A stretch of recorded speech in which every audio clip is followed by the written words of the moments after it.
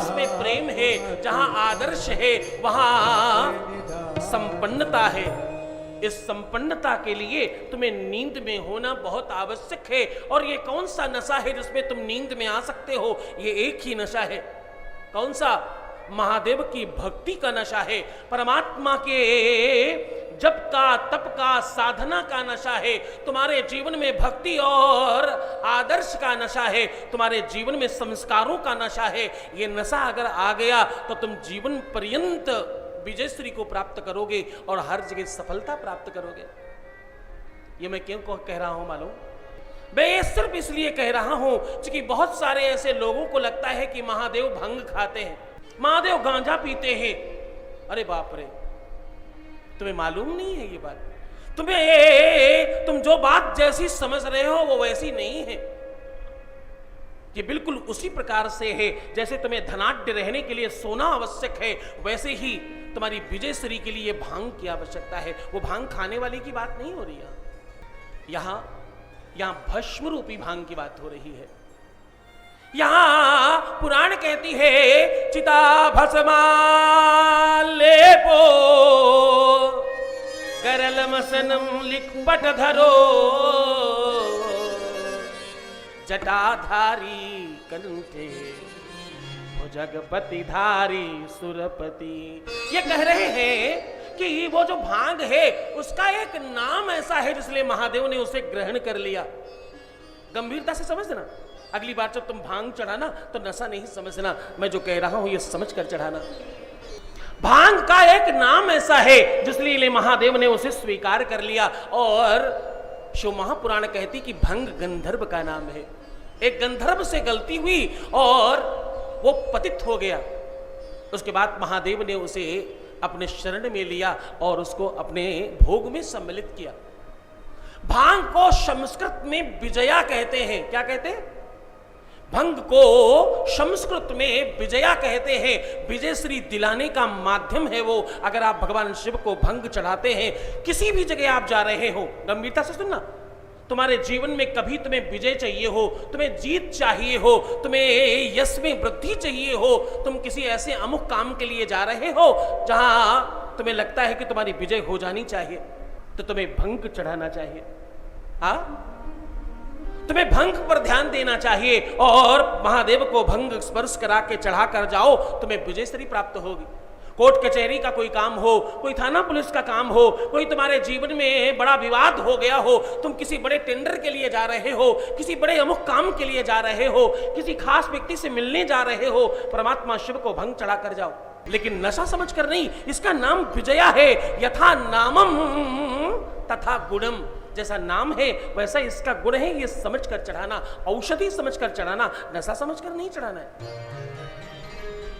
चूंकि विजया विजय दात्री च,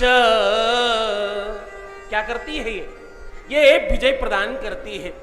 क्योंकि विजया विजय दात्री च चेतानंद प्रदाय।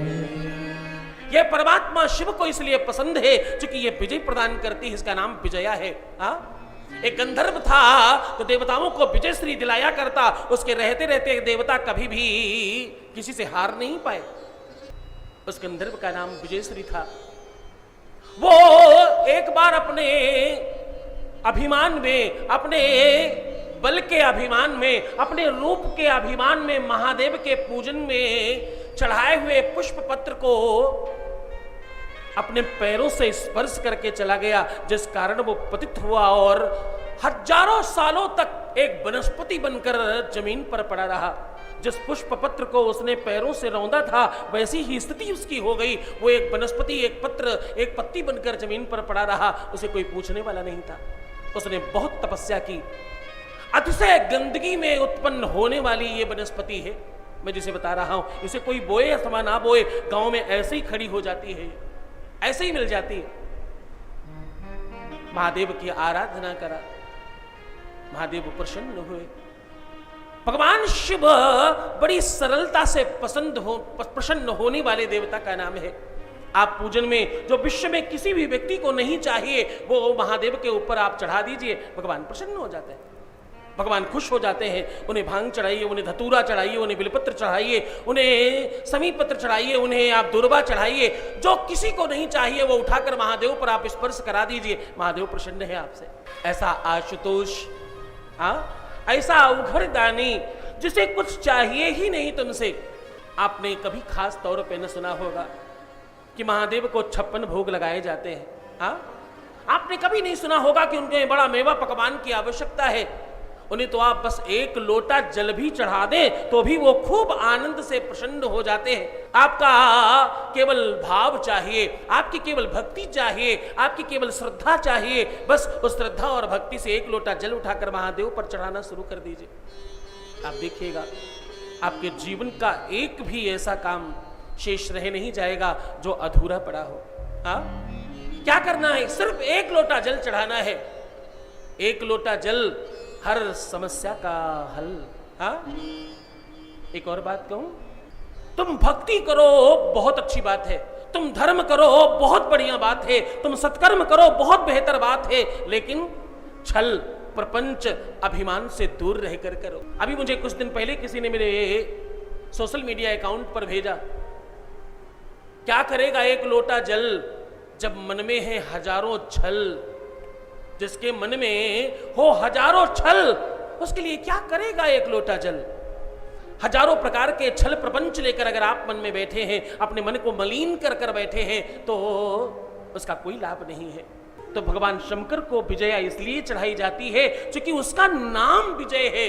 ये भांग नशा पत्ती के लिए नहीं चढ़ाई जा रही है, उसके स्वयं के उद्धार के लिए चढ़ाई जा रही है, उसके स्वयं के उन्नति के लिए चढ़ाई जा रही है, और उस गंधर्व को श्रेष्ठ पद दिलाने के लिए चढ़ाई जा रही है।